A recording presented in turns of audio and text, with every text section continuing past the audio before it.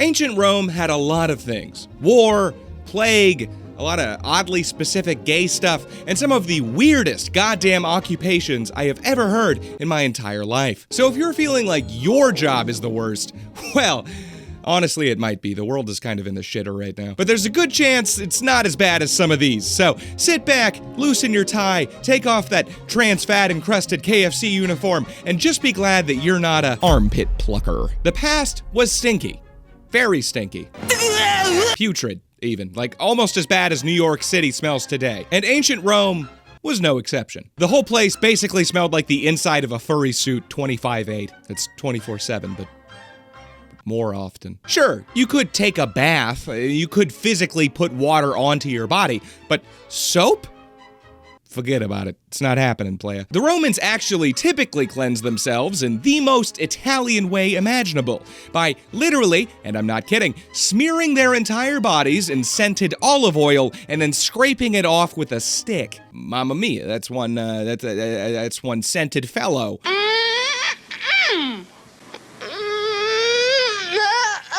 One of the more interesting methods the Romans used to not smell like they have 4chan bookmarked as their homepage was to pluck their armpits until they were as smooth as a baby's bottom. There's the ancient deodorant hack right there. Old Spice, more like no more hair on my armpits, fuck you. You're not very nice. I got the rhyme in there. A quote about this practice comes from the Roman philosopher and tutor to the Emperor Nero by the name of Seneca the Younger, which why did they do that? Who was he younger than? The guy doesn't look younger than, well, anyone to me. My man's is more wrinkled than a warm ball sack. Does that just mean Seneca Jr.?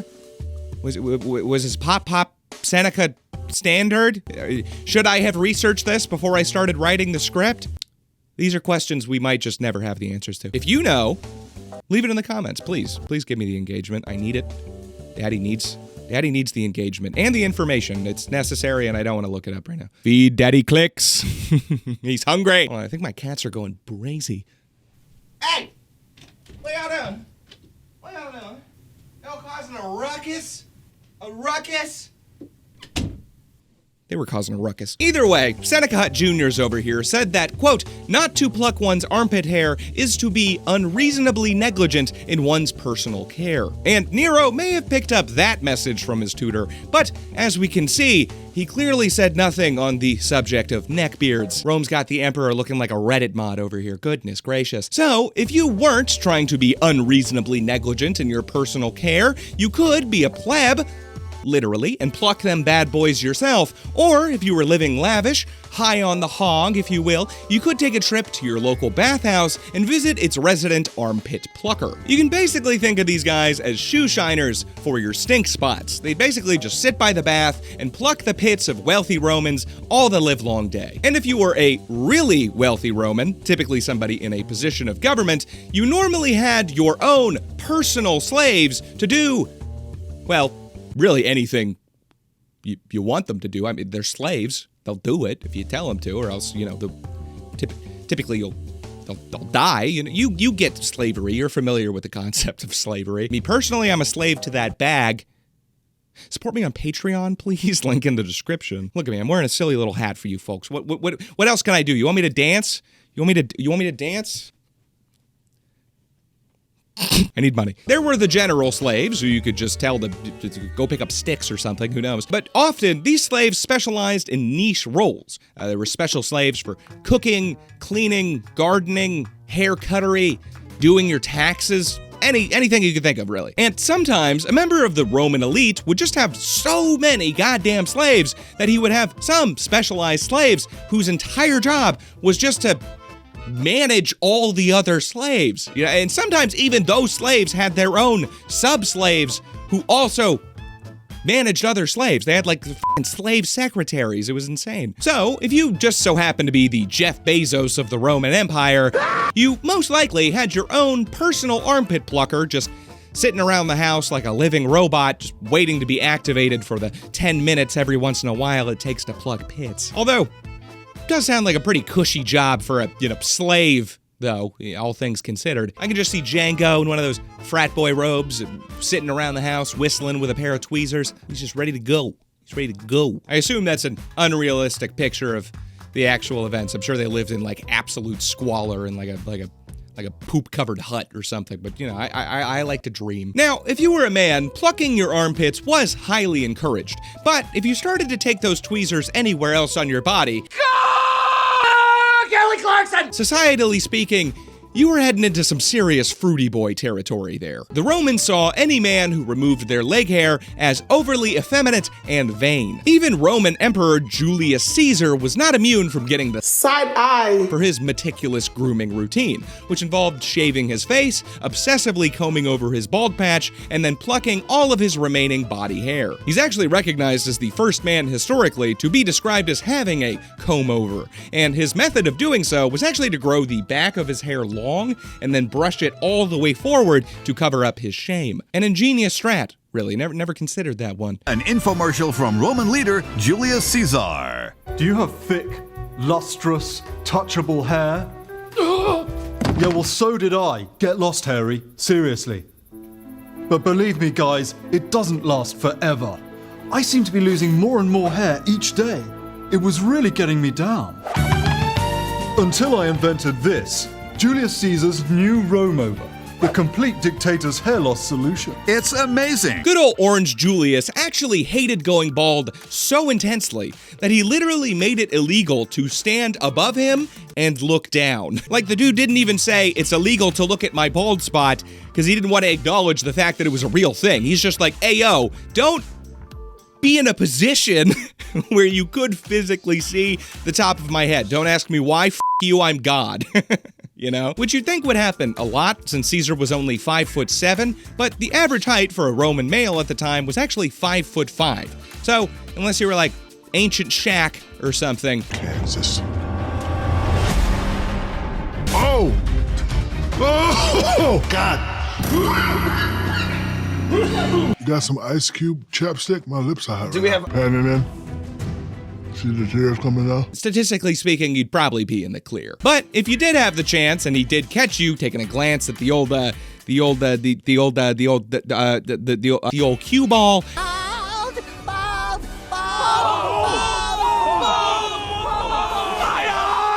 you would literally die.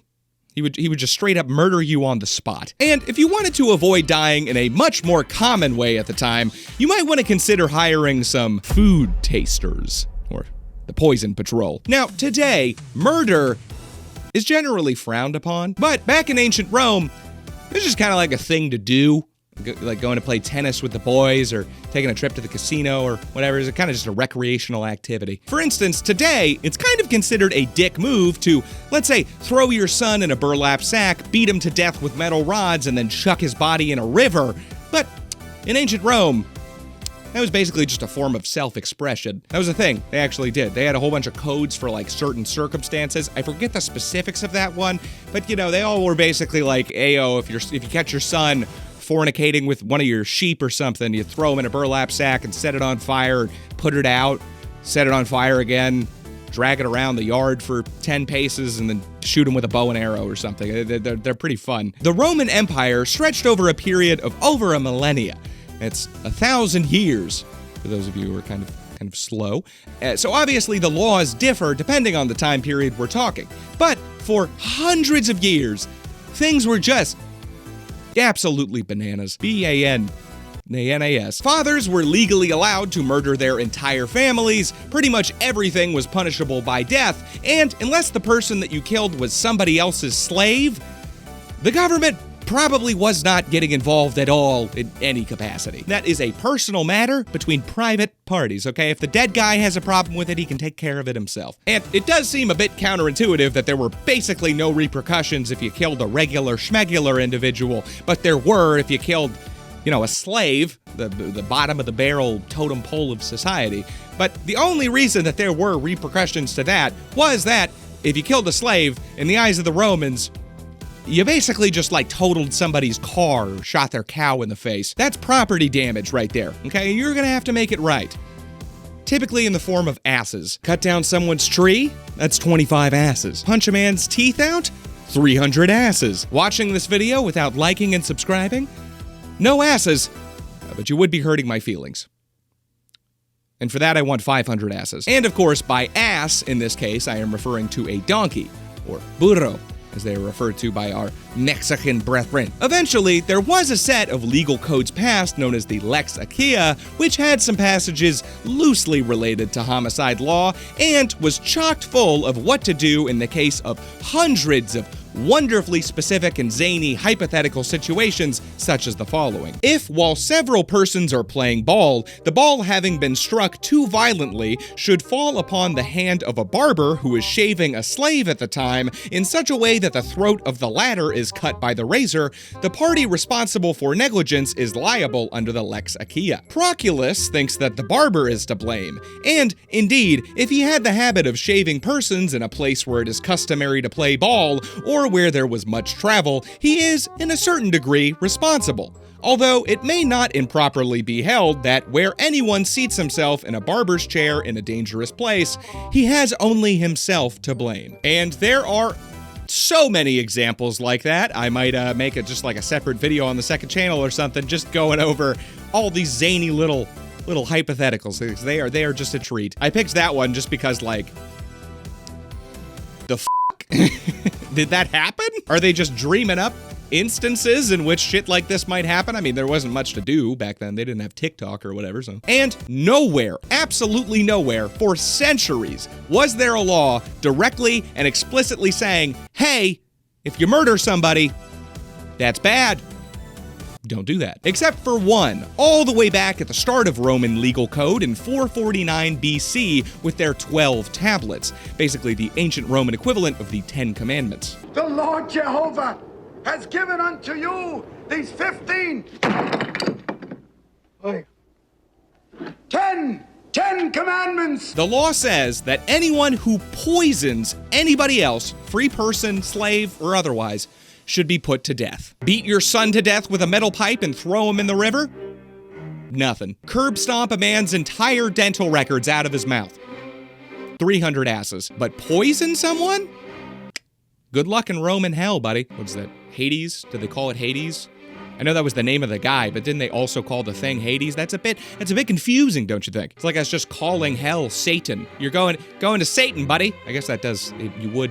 It does track. It's lazy writing, in my opinion. This long-winded tirade about the Romans' absolutely insane views on killing another human being is all to say that the Romans took poisoning someone specifically very seriously because of the sheer regularity of fellas poisoning each other in the Roman Empire. Food poisoning, wine poisoning, mass poisoning, premeditated use of poisonous spiders, snakes, scorpions, maybe even a few things that don't start with an S. They were all incredibly commonplace. A daily occurrence, I might go so far as to say. And those wealthy Roman officials we talked about were at the highest risk for this because, well, no one particularly cares to murder stinky old plebeian Joe, unless he's being too stinky, of course, but there's armpit pluckers for that. There's just no gain to taking out some random dude on the street. But everyone and their mother wanted to get rid of a pesky senator, a meddling aristocrat, or a maniacal emperor. Whether that was because they were standing in the way of their desires, the murderer stood to inherit the murderee's position or wealth, or just for some good old-fashioned ancient clout, they just had to go. And poisoning, just the easiest way to do it, really. Stabbing somebody to death, that takes calories. That's a workout. You gotta go get a knife, you gotta find the guy, you gotta track him down, you gotta stab him, you know? So personal. Poisoning, you don't even, who killed him?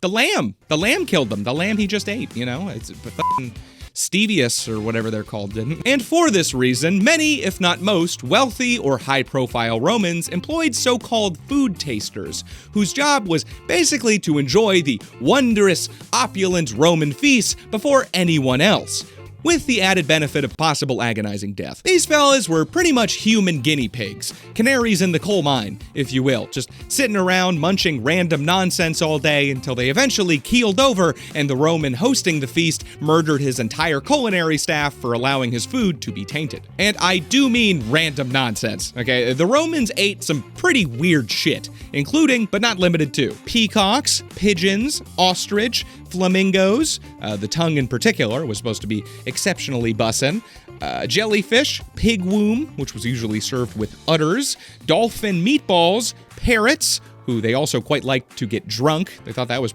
pretty funny apparently, lamb brain, and the brains of pretty much anything for that matter, sea urchins, camels, weasels, an extinct mouse from Sicily that was the size of a cat, and a thing called garum, which was basically ancient ketchup, which was made from fermented fish, blood, and intestines. Very yummy stuff. I'm getting peckish just thinking about it. Totally worth being poisoned for a mouthful of jellyfish with a side of pig womb covered in fish blood.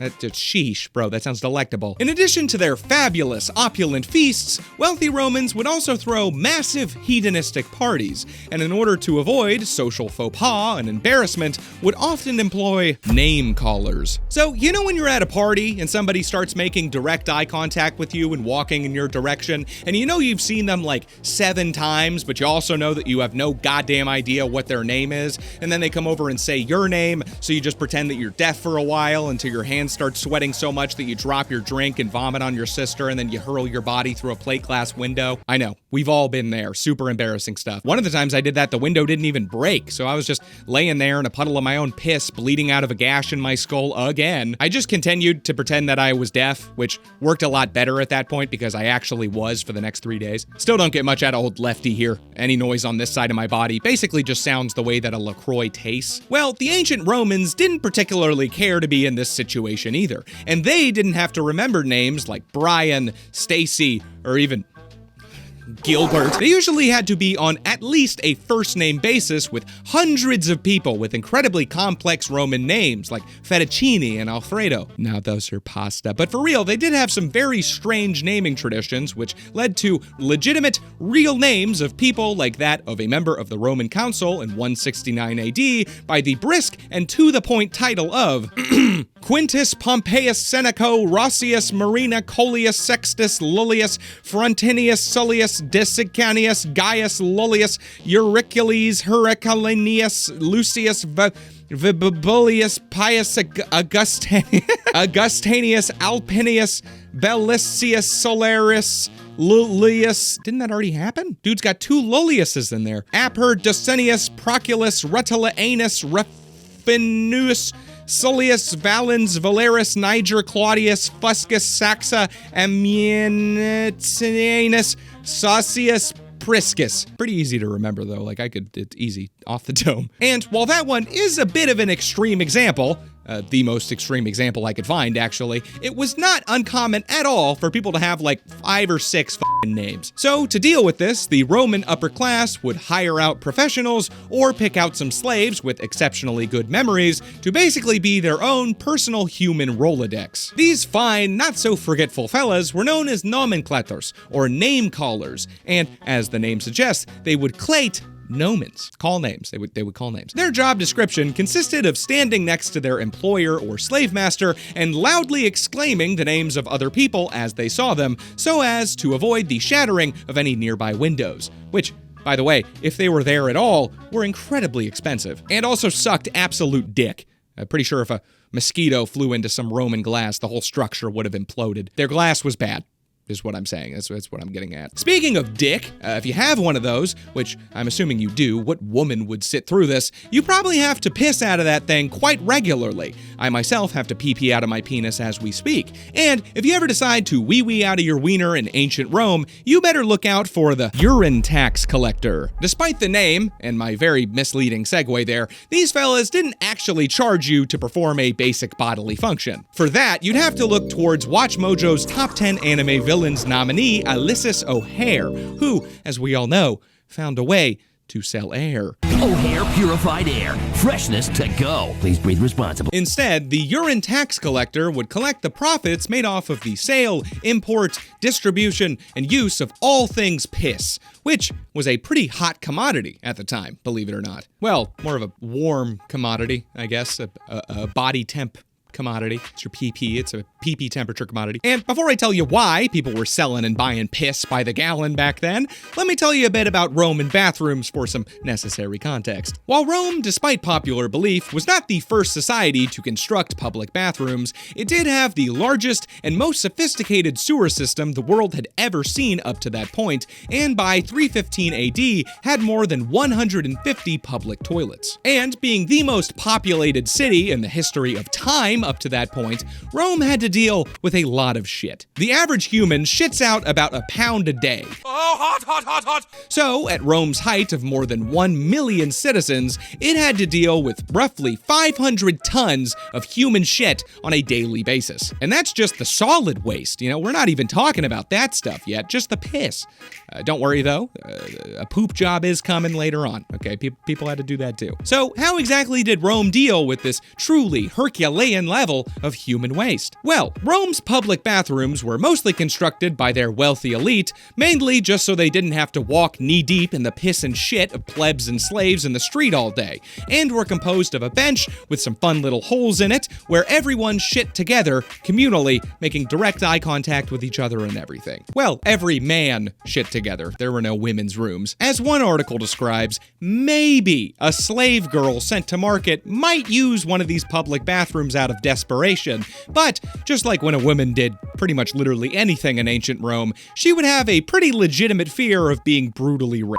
Nothing made an ancient man hornier than a woman. Luckily, most of these bathrooms just had tiny little slits for windows, so they were dim at best during the day and absolutely pitch black at night. So maybe a woman could pull off kind of like a Mulan situation if her voice was deep enough and she was particularly sneaky. This also, however, of course, meant that since it was hard to see, missing your mark was quite common, if you know what I mean. These shit shacks were probably covered with more human feces than the floor of my local Target, okay? Along with the benches, Roman bathrooms would also have a tiny little gutter that would run across in front of where people put their feetsies. The benches also had holes not just on the top for you to sit on and shit into, but also directly in front, which confused the hell out of me at first. I was like, why the hell are those there? Wouldn't that just make your pee just come directly out of the front of the hole? Did Romans just like peeing on their feet? What in the actual heckaroni? Is that what that little gutter down there is for? Does it like take the pee somewhere else? They don't want it mixing with the poop for some reason. I did not get it. What in the name of Jupiter is going on here? But after learning one more piece of truly disturbing information,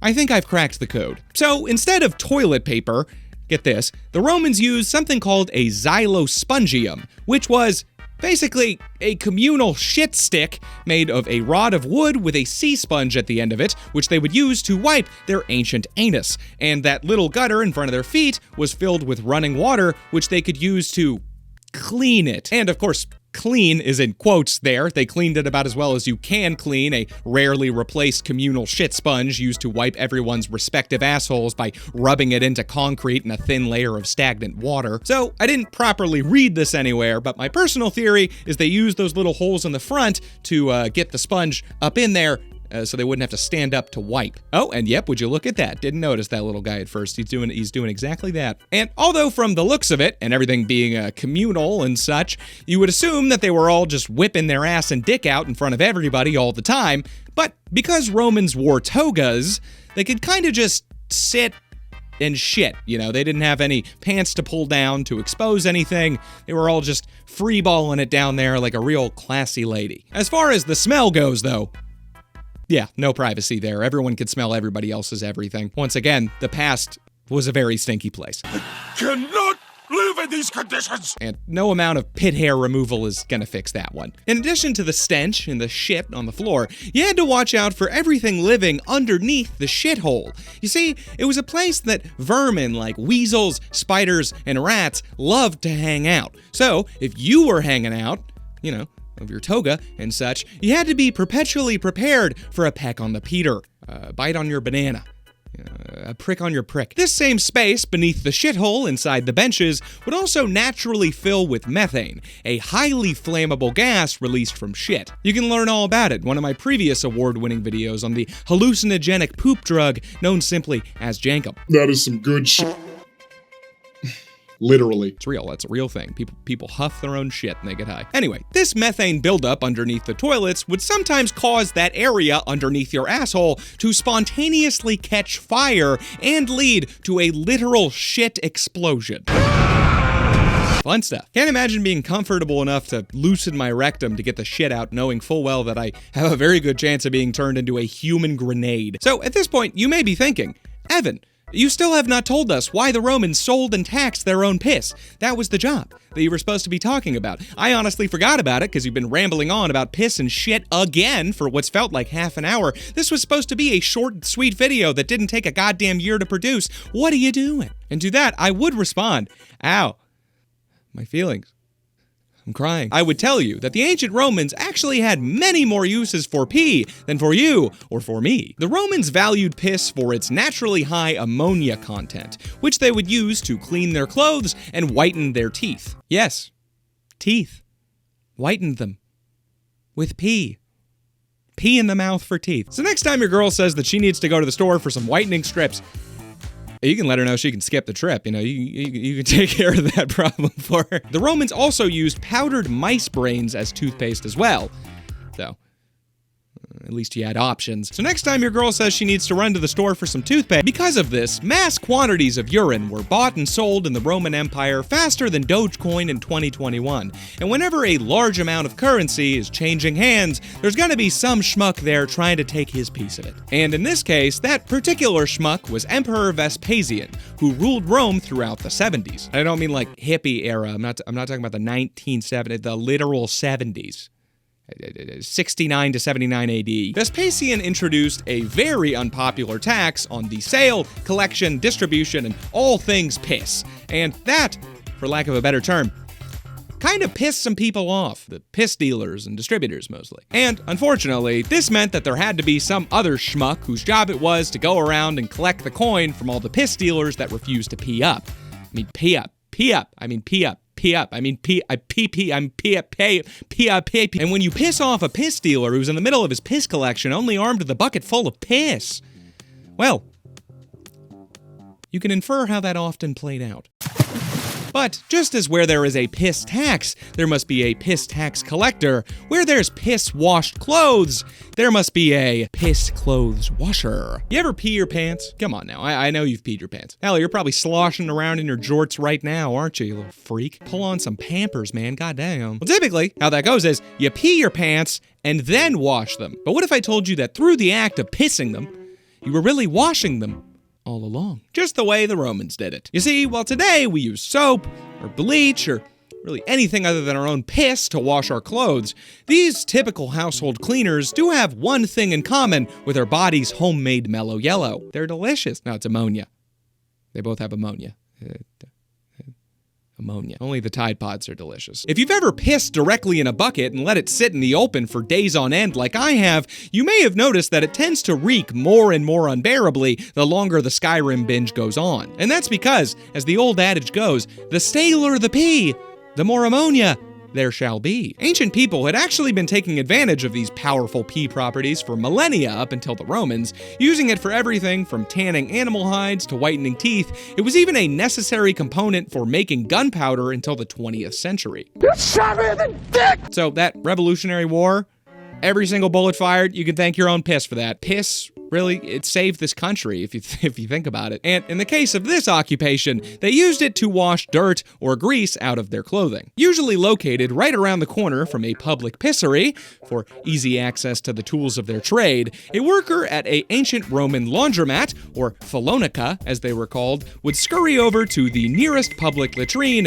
and harvest all of the piss that had accumulated there since their last pissed harvest session. And as mentioned, the staler the pee, the better, as far as they were concerned. They needed to let it age like a fine wine or a French cheese. Probably smelled about the same. Once again, I must repeat, the past was a stinky place. I mean, people were just walking around in clothes cleaned with their own piss. I mean, that's worse than I would have thought originally, honestly. After performing this perpetual piss pull of plenty, the workers, usually consisting of one older man and several young boys in short skirts, nothing weird about that, would then dunk all of the clothes into a bucket full of piss and stomp on it with bare legs and feet until they were clean. And I say clean with the most aggressive air quotes humanly possible, and the short skirts on those young boys were mandatory on account of the fact that they were stomping in that piss bucket all day, every day, and didn't want to get their undergarments soaked in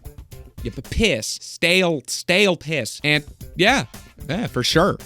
Definitely. It's definitely why that older man made those preteen boys dress up like Britney Spears in the Baby One More Time music video. For strictly practical, utilitarian purposes, okay? Nothing to see here. I'm sure there definitely was something to see there, but they were like cool with that.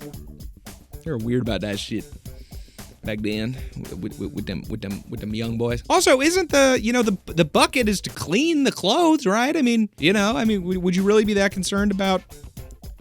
Man, were they concerned about their dirty clothes contaminating the piss? Wow. Huh.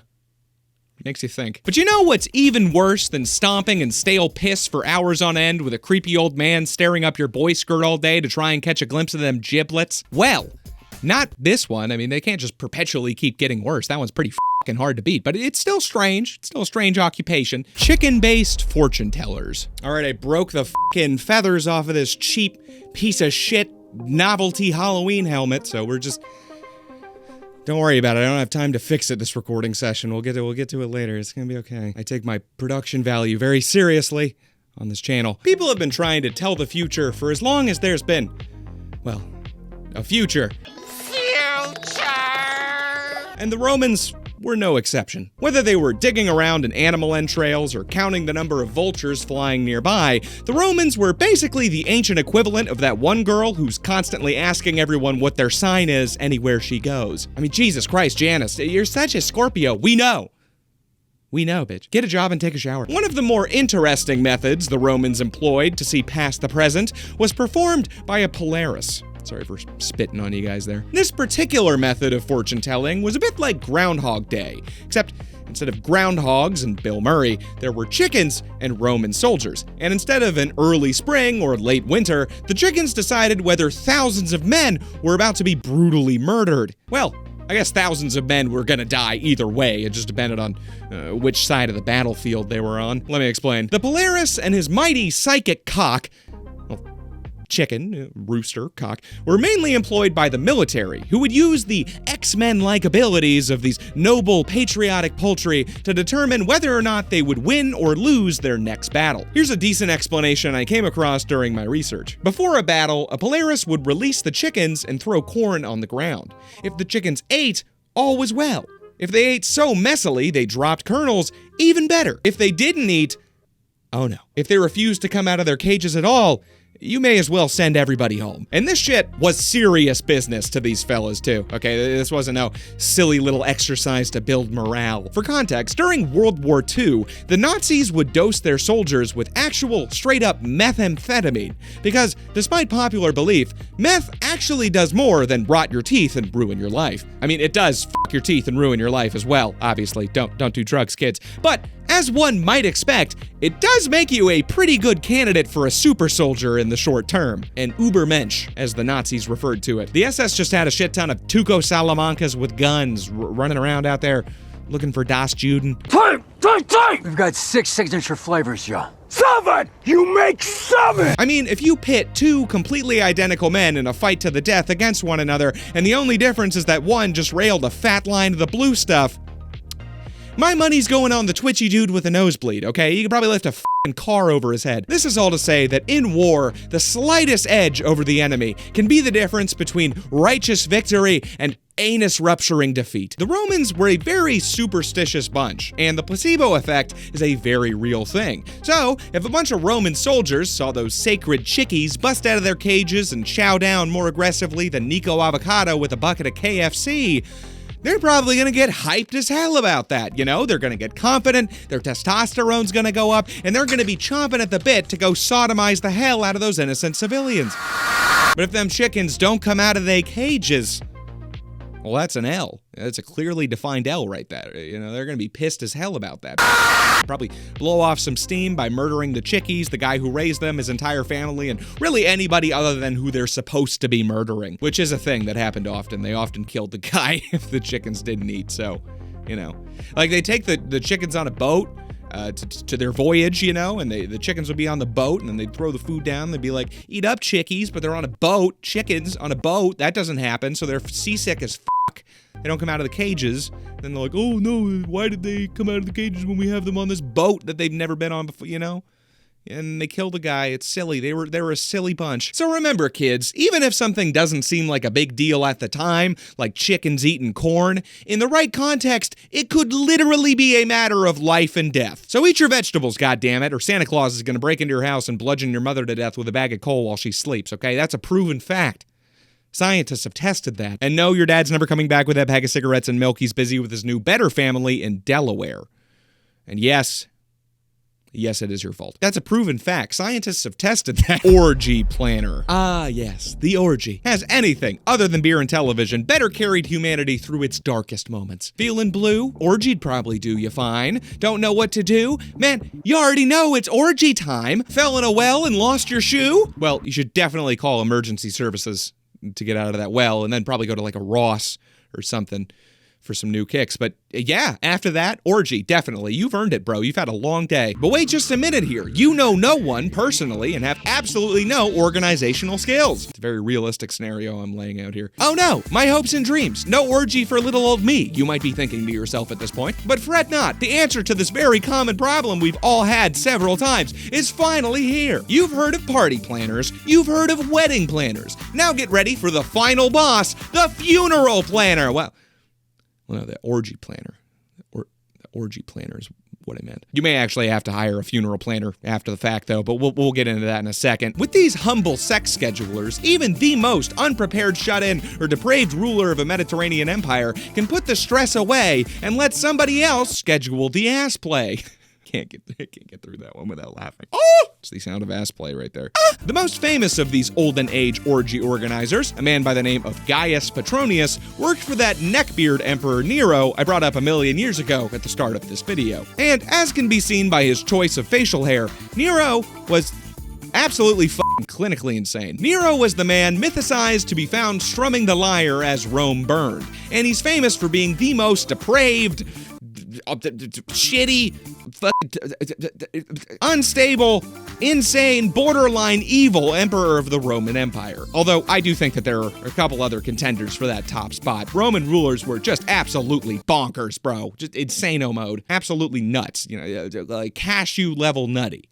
Almond tier nutty. My personal theory as to why they were all so batshit insane is actually the same as my theory as to why there were so many serial killers in the 70s. Lead poisoning. You see, some absolute dipshit named Thomas Midgley Jr. decided to go sicko mode in the 20s and add lead to the gasoline. He also created the chemicals responsible for depleting the ozone layer and kicked global warming into overdrive in two totally unrelated acts of unforgivable buffoonery. That's a true story. He was the absolute worst. He's actually considered to be like one of the worst scientists in history in terms of his impact on society.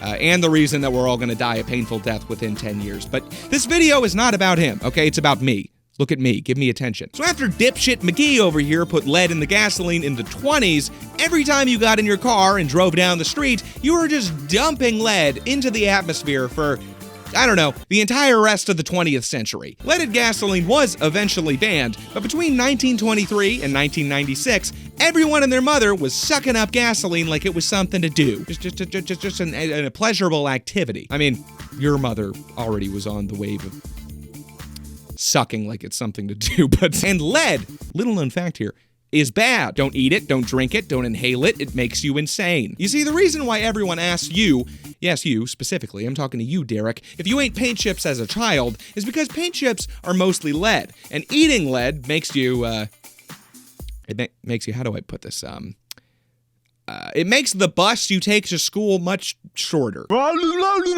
don't think YouTube likes you to say the word that I want to say about this situation, but it starts with and ends with arted. And the lead levels that everyone was breathing in the air peaked around the late 1960s up until 1981, which just so happens to be the same time that John Wayne Gacy, Ted Bundy, David Berkowitz, and all those other fine fellows were running around out there stabbing and strangling themselves silly. Well, not themselves. I mean, they themselves were stabbing and strangling other people, and frankly, it wasn't silly. You know, it was no laughing matter. I say some laughing. And technically, lead does have the worst impact on you if you were exposed to it as a child, so technically the kids born in the late 70s would have the worst impact, but hey, that adds up. You know, look at 90s teenagers. Statistically, the worst genre of people. I mean, how else would you explain Korn? Take any group of Limp Bizkit fans and tell me you haven't seen a better example of lead poisoning in your entire adult life, bro. I mean, come on. Woodstock 99, need I say more? And this same substance that makes people strangle others and listen to Kid Rock was in the cups of every Roman emperor, sliding down their gullets pretty much daily. You see, when you put lead into your mouth, and you should know this from personal experience, Derek, it tastes sweet, which is why paint chips taste so goddamn good and make such a tasty snack, and why you ate so many of them as a child, Derek. And the Romans used to constantly slip some of this sweet, sweet lead into their wine as a natural, low-calorie sweetener. And that is why I do not drink Diet Coke. Never trust big sweetener. I've said this a lot in this video so far, but this is all to say that Roman emperors were insane and depraved and awful and gruesome and lead poisoned, and all of these traits very much carried over into their sex lives, particularly that of neckbeard Nero, whose orgy planner Gaius was tasked with organizing the emperor's quote-unquote snuff orgies, where his two favorite things were combined: extremely violent sex and just extreme violence. I will not get into the details, but let's just say that he is the reason that you may need to hire a funeral planner afterward. Eventually, Nero became dissatisfied with the job that Gaius was doing. I guess murder sex wasn't extreme enough for him, and he ordered the orgy planner to unalive himself. And he did it. He actually did it. I mean, like, why would you listen to that instruction? If there's any request to deny, it is most likely that one. Either way, Nero replaced him with another orgy planner by the name of Tigellinus, who apparently was even more depraved and unstable and lead poisoned than Nero himself. So, clearly, he was perfect for the job. He allegedly tacked on a few extra activities to the snuff orgy docket, including rose petal smotherings and, quote, maidenhead plucking. These festivities were traditionally held in celebration of the Roman god Bacchus, the god of wine and partying and getting down and jiggy and such in general. Like pretty much everything the Romans had, this god was directly ripped off from the Greeks, with their party god being known as Dionysus. And related, do you ever wonder why all of those ancient Greek statues are always missing their Peter, their pecker, their peni? Their straight up dick is missing all the time? Well, one particular bisexual Athenian statesman by the name of Alcibiades may be single-handedly responsible for quite a large portion of that. One night, during one of the city's legendary parties in celebration of Dionysus, Al and his pals ran through Athens all through the night, stealing the dicks from literally hundreds of statues. What did he do with all of these giant stone dicks? Well, similar to how many licks it takes to get to the center of your mother. The world may never know. I do, though. I do. I know the number. I'll never tell. And something else I know is that if you attend a Roman snuff orgy, in addition to the funeral planner, you may also need to hire a funeral clown. Okay, this one is honestly my dream profession. I didn't go to 6 years of clown college just so I could do this YouTube shit, okay? This is just how I struggle to pay the bills. Support me on Patreon, please, maybe, please. Link in the description. My dream has always been to get up on stage in the middle of a service for a dead guy in front of hundreds of his loved ones and just absolutely put him on blast for several hours. And that is exactly what the ancient Roman funeral clowns, known as archimimes, would do. Their main shtick would be to get up on stage and relentlessly mock the deceased by pretending to be them and exaggerating all of their bad, stupid, ugly qualities. Here, watch, I'll do it right now. Hey, I'm Derek. I'm so stupid I ate a whole bunch of paint chips and died. I'm so stupid and ugly. Lol. Still practicing. But see, Derek's family, didn't that cheer you up? Don't you feel much better now? No? You hate me and you want me to leave and you're calling the authorities? Jeez. Okay, it's a tough crowd. I think a button on my shirt may have popped off there, making me look like a whore. Cheap one at that. One example of this practice was a funeral clown performing at the funeral of Emperor Vespasian, famous for building the Colosseum and for taxing piss, as discussed previously, who mocked Vespasian's Mr. Krabs level of cheapness by pretending to be him and asking the audience, "So, how much is this funeral gonna cost me?" Which is, admittedly, pretty funny. A little bit hack, but hey, I mean, this was like 60 years after Jesus died, so that may have actually been the first time that anyone had made that joke. And while the job of these funeral clowns was to make people happy, I guess, mourners at funerals, I hear, are often actually sad. Can't imagine why. I mean, you get to get all dolled up in the all-black fit. There's free food, usually, I think. It sounds like a pretty decent time. But sometimes they just weren't quite sad enough. So that's when you might want to consider hiring a professional funeral crier. You ever cried? I personally have not. It's a glandular thing. They said I'd only have like 7 seconds to live, but I beat the odds. I assume you have, though. But have you ever been paid to cry? Methinks not. He thinks most likely not. Let me know in the let me know in the comments if you've been paid to cry, or if you haven't been paid to cry, and what you've cried about. Just spam the word "cry" in there. Even just really, please drive up my engagement. Please say something down there. Call me a goober, the gooberiest of goobers. I am King Goober. But why exactly would anyone besides professional actors and fetish workers get paid to cry? You ask. Well, picture this: you're dead. Bummer. You know, don't eat paint chips next time, Derek. And there's a whole funeral procession parading your dead body around like the fellas with the mustaches in June. One of those funeral clowns is bopping around, pretending to be you, calling everybody racial slurs and shit on account of your raging xenophobia. It's all in good fun. And this all sounds great, right? You know, but there's one problem. Nobody's crying. Not a wet eye in the house. Crowd's full of a bunch of me's. It's a glandular issue. Again, it's a glandular issue. I do not need therapy. It's my glands, and that's no good, right? You know, everyone's just gonna think that you were a big fat loser and nobody even cares that you died. You know, the racist clown is making a couple of people cry, but you know damn well that does not count. And this is all just super embarrassing. Shameful, even. It's like one of those ShamWow commercials before they actually bust out the ShamWow and it's just a black and white video of a guy screaming and trying to wipe up a puddle of ranch dressing with a stick.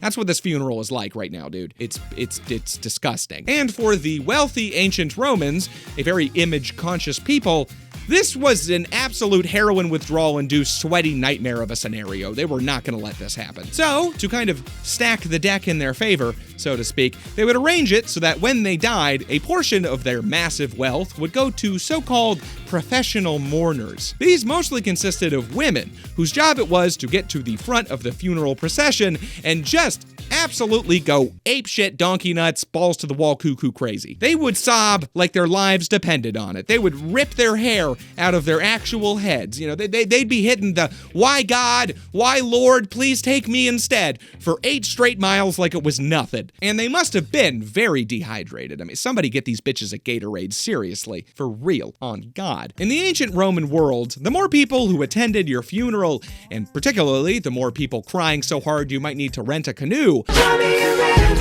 the more well-liked and respected people thought that you were. And eventually, this problem got so bad that you kinda had to pay for these people to cry at your funeral. It was like juicing at the Olympics. You had to do it just to keep up. And eventually, Roman officials got pretty goddamn fed up with all this. I mean, for one, these dead people, you know, they're lying. They're fibbing. They are cheating and deceiving. And two, it was all just getting really goddamn annoying. So what did they do here? Did they make it illegal to hire these criers? Did they make it so that only close family were legally allowed to attend these processions? No! What are you, insane? That's way too impractical. Nobody could enforce that. No one's gonna do that shit. No. Idiot. Stupid. You're stupid. Just kidding, I love you. The Romans decided to be way more sensible about it, other than you, and just make it illegal to cry at funerals in general. For real, for serious, I'm being serious. They made it illegal to cry at funerals. I mean, someone you love just died. What are you, feeling sad? Feeling kind of depressed? Feeling like you might want to, I don't know, cry maybe? That's tough, dog. Better hold in them waterworks or it's getting rump blasted in Roman jail for you. Or at least you have to give up a couple of 100 asses, you know, instead of just your main one. Or, you know, just like hold the funeral somewhere else or something so you don't have to take their shit. You know who does have to take their shit, though? The stercorarius, also known as the shit dealer. Take a shit. Do it. Go. Now. Go take a shit. If you don't have to go get some Taco Bell and laxatives or something. I don't really care how you do it. Just take a shit and do it now. Okay, now flush. Oh, wow. Look at that. Poop's gone. Say bye, poop. Everybody say bye, poop. It's a miracle of modern plumbing. But wait, where did the shit go? Narnia? Tijuana? Well, you'd assume so based on the smell there, but actually no. You've seen flushed away, you know where it goes. But what if you didn't just shit in a toilet? I mean, I didn't specify that, you know? I mean, you could have shit in a mug or a bag, a Target bag, a Target, the floor of a Target. Oh, did you shit on the floor of a Target? I would be so proud of you. It would really invalidate this whole thing I got going on right now, but bro, props. The point is, for most of human history, people were not shitting in toilets. No, nor mugs, nor Target bags, nor even the floor of a Target, unfortunately. But Evan, you say, didn't you go on for like 2 years earlier about how the Romans had toilets and plumbing and all that good shit, literally? Well, yes, they did, but not like in their houses and shit, you silly little ninny-muggins. The Roman sewer system was really only hooked up to like 4 places. Bathhouses, detached public bathrooms, important government buildings, and your mom's house because of how much shit you made her deal with.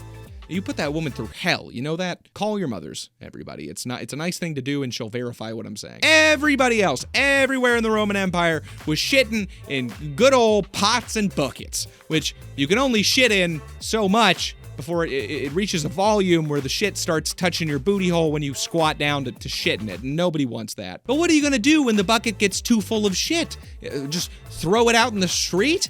What are you, a barbarian? This isn't medieval Europe or modern day New York City. These people had class. And what a waste, too. I mean, that is valuable fecal matter right there. You could make hella jankum out of that. And there was at least one group of fellas in the Roman Empire that knew the value of a good turd, the Stereococcus. Or how is it pronounced? Stercorarius, I think. The shit guy. These noble fecal dealers would wheel their wagon all through the streets of Rome, kindly collecting the people's poop like some kind of reverse milkman, like UPS. You know,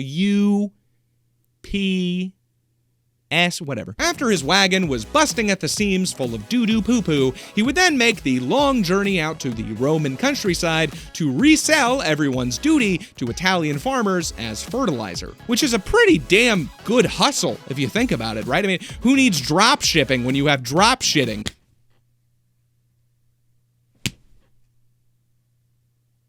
Drop shitting. Drop shitting. Okay, cool. If you like the video, subscribe if you want to.